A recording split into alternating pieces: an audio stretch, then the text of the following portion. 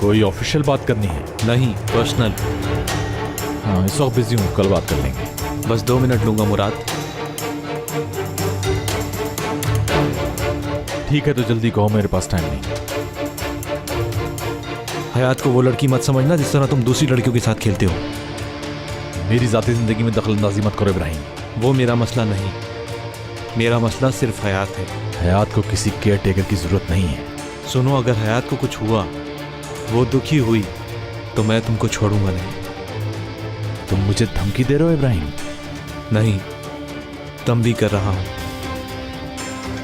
हयात का अगर एक आंसू भी बहा तो तुम्हारी जिंदगी आंसुओं से भर दूंगा। किस हैसियत से? उसकी फिक्र करने वाले की हैसियत से। जहां तक मैं समझता हूं, हयात को मेरे अलावा किसी फिक्र करने वाले की जरूरत नहीं। बिगाड़ लो जो बिगाड़ सकते हो मेरा।